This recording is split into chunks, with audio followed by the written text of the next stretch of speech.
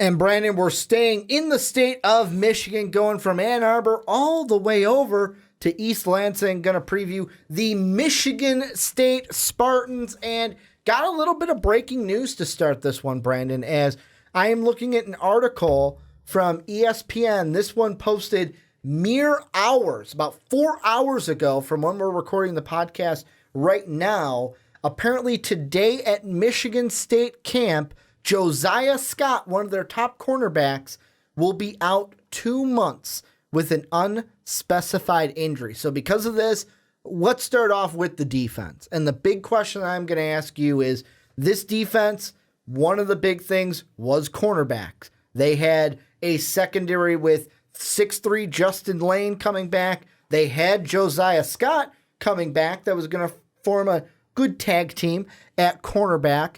Now with Scott missing 2 weeks, if we go 2 weeks from today, April 6th, that sets him up for maybe a possible return at their second Big Ten game against Northwestern on October 6th. So think about it. He could come back Northwestern, Penn State, Michigan. How big of a loss is this going to be for the Spartan defense 2018 to start the year? Well, here's number one. So they were returning 9 starters. From a defense last season, they were number 7 in the nation in total defense, number 2 in rushing defense. And, before hearing that injury, you're looking at a secondary that was possibly going to be the strongest in the Big Ten East, if not in the Big Ten in general. So hearing that you're going to be without him for some time is not good, but you have backups in Tyson Smith and Josh Butler. So those are 2 guys who are going to be able to step in and be very capable of doing the job. Well, not only that, Coach Dantonio, after the injury happened, said, and I quote, "We'll be all right. We'll have 5 or 6." And the 2 guys who just got here, Davion Williams and Chris Jackson, are very good players. Then you also add Paul Haynes, who is the first-year secondary coach, basically say that, hey, we got 19 defensive backs on the roster. It's going to help overcome the loss of Scott. But this defense is going to have to play well, mainly because of, like I just mentioned with Michigan, where just in that game alone, they get Shea Patterson. You got to counter with a good defense. I know it's one game, but that's one team that's in your own division that got better on the offensive side of the ball. What I just love is that Dantonio, 2 years ago, his team stinks. We're all wondering what is going on. What happened? He goes 3-9. The team goes 3-9. He coaches a team to 3-9. They turned right back around, bounced back to 10-3 last season. And now we're looking at, and that was under a defense that, again, was a top defense in the nation. The team as a whole returns 19 starters. You look at this and you go, wow, he is doing one hell of a job. And he is doing some outstanding recruiting. And this defense, he's building it up, and it's just going to get better and better. Again, like I said, you're looking at a secondary that all the secondary positions, they're all covered, and they're all covered by guys who are outstanding. Our true leaders have done things to show that they're leaders, and, if they can stay healthy, are going to continue to anchor this defense. I just think that that's incredible, and we certainly cannot write Michigan State off as, oh, you've got Ohio State, Penn State, Michigan, and then that Michigan State team. No.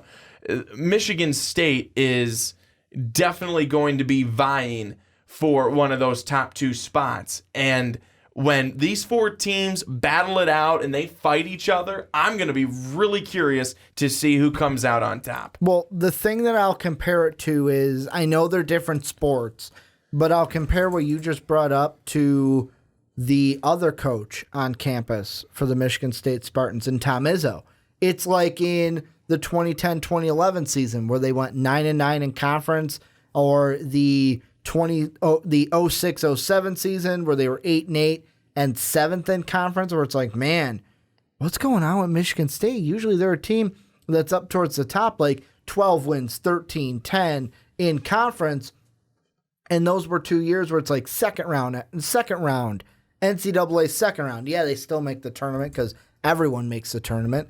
So it's a little different in that sense from football. But that's what I'll almost compare it to, because what happened with Dantonio, he bounced back just like Izzo does. Like off season, boom, we bounce back. Here we are. And with Michigan State, they are to me the only team. They're the team in the Big Ten East. I will say. See, I'm almost doing what you did, calling it the Big East. They're the team that I look at and go, how do I gauge this team this year? Because like Ohio State's still going to be good. Penn State's still going to be good. Michigan got a little bit better, but Michigan State didn't get worse. Now, this injury makes it worse. Are people going to basically, I'm going to use the Ravens mantra with Ray Lewis, next man up? Will there be a next man up of this depth that they are talking about today at camp? But I look at it and, okay, last year you lose to Ohio State, you lose to Northwestern in triple overtime, you lose to Notre Dame. And then so far this year, you don't have to play Notre Dame. Yeah, you play Northwestern again, but it's at home. And, I mean, the biggest thing that I love about this Michigan State schedule, Penn State's the only tough opponent you have to play on the road. You get Michigan at home. You get Ohio State at home. You get Northwestern at home this year. You get Purdue at home this year. It's like the schedule makers in conference said, here you go, Michigan State. We're going to give you a gift, so that, not saying that they need the gift, but here's a gift to maybe help you stay competitive with these other 4 teams. Because I could see this team beating a Michigan. I could see this team beating maybe an Ohio State at home because they have that home field advantage. That is something later in the year that we could be looking at going, damn, if those games are reversed and they're maybe on the road, maybe they don't win those games. But because they're at home, they had that advantage, had that crowd behind them, and got a win. Absolutely. And that's why when we were talking about Michigan, and I'm thinking of all the improvements that Michigan's making and everything like that, and how, we're talking about Ohio State big time, and how that's, the game that they don't want to lose. They definitely want to win it. I'm thinking the whole time, man, you got to worry about that other Michigan rival, though. I mean, they're nothing to just, write off. No. And certainly then Penn State as well. But I mean, when we're talking about Michigan State right now, I'm thinking they can't write off Michigan State. They can't do that at all. Michigan State is they are lining themselves up to look like a powerhouse team this year.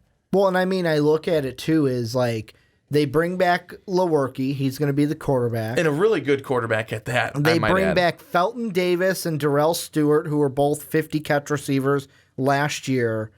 And they bring back LJ Scott, who led the team in rushing for the 3rd straight year last year. However, he has yet to break the 1,000-yard mark, which he could do this year. But I mean, I look at just those 3 things along with the defense, and like we mentioned, depth there. Yeah, they lose Scott, but they have depth at the secondary position. And I'm going to say it. This team, it might sound stupid to say this, this could be the dark horse team in the Big Ten East.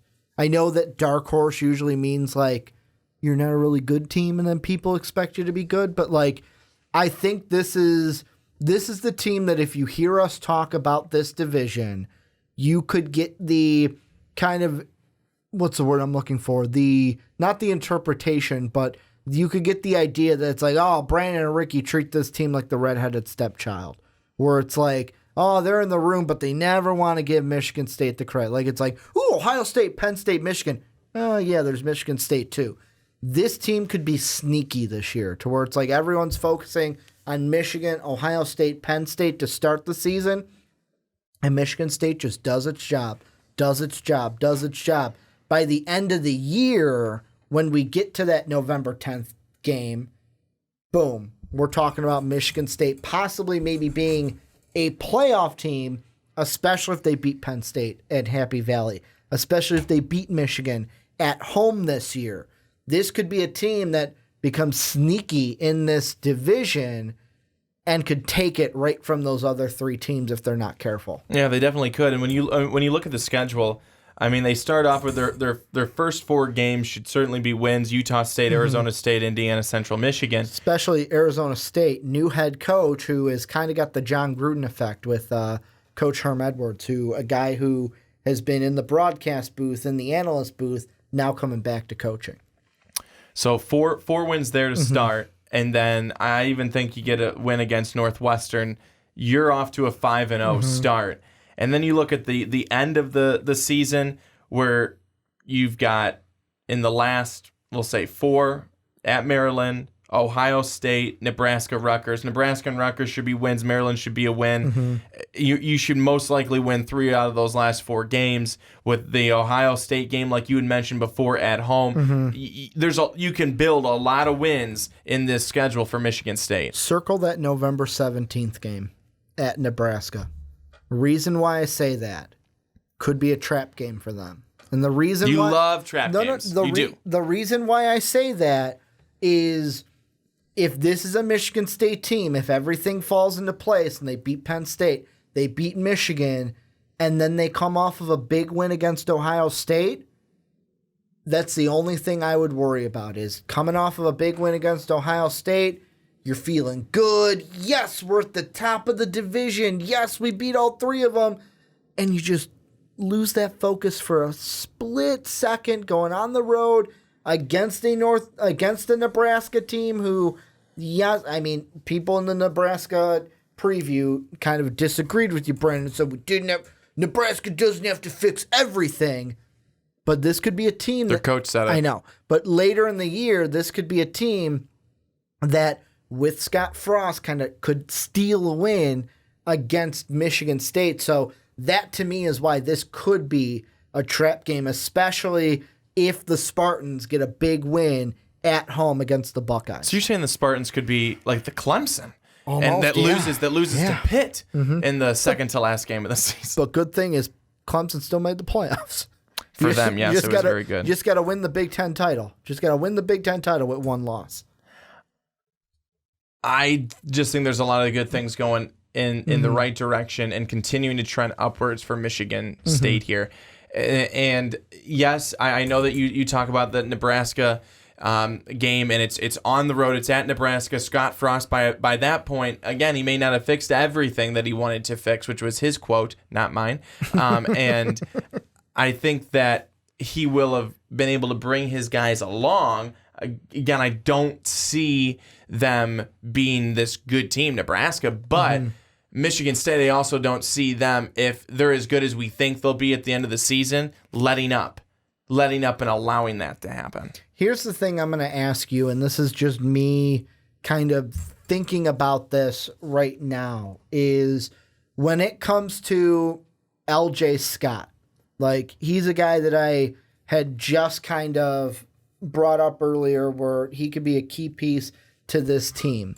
When we look at him overall, are we going to see a guy that we think of the same, that we put in the same kind of a, I don't want to say pedigree, like, because he's not going to be drafted as high. Is he going to be the same guy that we look at and be like, okay, he's closer to a Le'Veon Bell type of guy where could get drafted by an NFL team and be a quality running back for that team? I'm not going to say he's going to be on the same level as Le'Veon because Le'Veon's on a different level.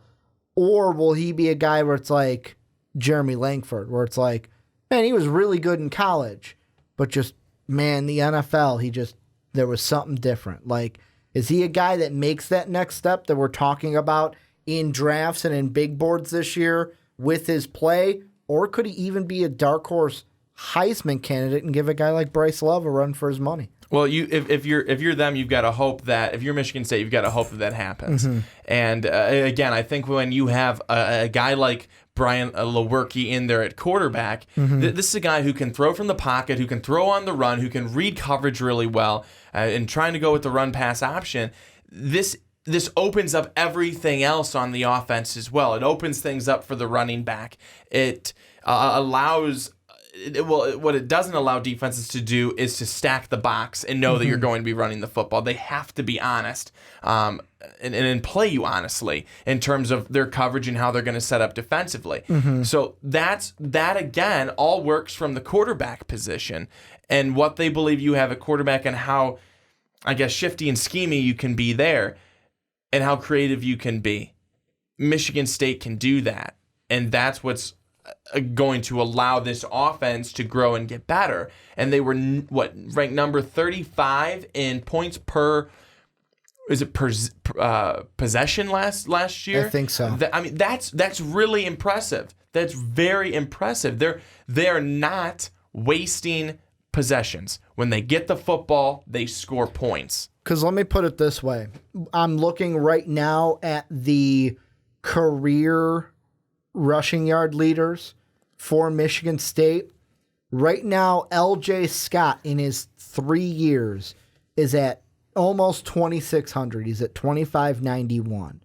The 10th leading rusher was Steve Smith, who ran from in 77, 78, 79, and 1980. He had 2,676. If L.J. Scott this year has close to what he had last year, I rounded up by 2 yards. If he has 900 yards this year, that will put him at a career total of 3,491. He will finish 6th overall on the Michigan State rushing totals, beating out, and I know this person only had these two players had only 3 years, but he would beat out both of them. Both of the guys I had mentioned a second ago. Le'Veon had just shy of 34. Langford only had just shy of 3,000 overall. But like I said, those guys had 3 years where Scott would have had 4 years. So, I mean, that's kind of something looking at what this season could mean for Scott this year. But, I mean, getting back to a little bit of Michigan, I'm going to ask you this, and this is something that I haven't asked about any team. What would you put their odds, kind of going with the dark horse thing, what would you put their odds to win the Big Ten and make the playoff? You can do it as a percentage, like a example, 50% chance to win the Big Ten and make the playoff. I'm going to put it at, let's see here. So how about 60%? Okay. 60%. Because, I mean, that's another big thing that I know that as we get up and up into these teams that I think that we're going to get into is, are these teams basically going to beat each other up and make it to where no one makes the playoffs? Because, like, Ohio State last year, 2 losses. Penn State, 2 losses. At the end of the year, Michigan State had 3 losses. So, I mean, is this going to be a division where, do you see anyone, like I said, I could see the ceiling of Michigan getting to an undefeated season and making the undefeated regular season, winning the Big Ten and making the playoff. Is that going to happen this year, or will we see, let's say Michigan State's really good, kind of like how a Michigan, like I'm going to use Ohio State and Penn State as the 2 examples because they were 1-2 last year. If Michigan State's really good and they're winning, do we see one of the 2 things happen where, like Ohio State, you play in Iowa on the road, a la like the whole Ohio State thing? The reason why I brought that up too is it kind of happened to Ohio State last year. Big emotional win against number 2 Penn State where they won 39-38. That next week, what happened at Iowa, Brandon? Oh, it was bad. I think, 6 interceptions happened? Yeah. Or do we see something from Michigan State where they lose to 2 ranked opponents in the Big Ten East, like Penn State? They lost to Ohio State, then the next week by 3 points they lost to Michigan State. Is this just going to be a division that they just beat each other up and we're sitting there again going, wow, one of these teams should be in the playoffs, but they're not because they beat each other up? Maybe. I mean, we very well could see that. I think for Michigan State, you could be looking at a team where you kind of were talking about with Michigan. Michigan State could be that team that possibly goes undefeated, loses one game, loses two, and then that be it. That's where I could kind of see Michigan State. They have done nothing, like you said. They didn't lose anything, and then they've just added. Yeah. So you cannot say that they would do any worse. You certainly can't say that. You could only assume that they'll be at where they were last year or possibly better. Final thoughts on this Michigan State team, and where do you think their win total could be?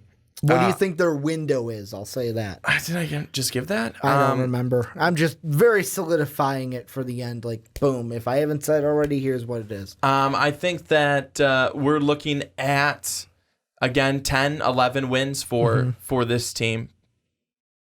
I'm doing the math really quick. 1, 2, 3, 4, 5, 6, 7. 9 wins at worst. 9 wins at worst, undefeated at best. That's the same thing for me. Like, the rest of these teams will all probably have that same window. 9 wins if you lose to Ohio State, Michigan, and Penn State. Basically it's those three. Those three teams and Nebraska if you beat the Buckeyes. Those are the games I'm looking at because I smell that Nebraska game, and I just smell Ohio State Hawkeyes. You smell Scott Frost and his national championship he had last year. Iowa last year wasn't as good of a team as we thought last year. Like, usually they're a lot better than they were last year wins-wise. Last year they were still 8-5. I could totally see a situation where Michigan State shocks the Buckeyes, and then that next week they go into Lincoln, Nebraska, and just get the shellacking from the Cornhuskers because they're so in a euphoria after beating Ohio State. Because let's be honest, Ohio State at that point could be like a top 5 team in the country. Talking about them being a playoff team, that's what we could be looking at. But this is where you guys come in. Let us know what you think down below in that comment section. Is this Michigan State team loaded this year to make a run at the playoff at the Big Ten title, to make noise in the Big Ten East? Let us know what you think down below in that comment section.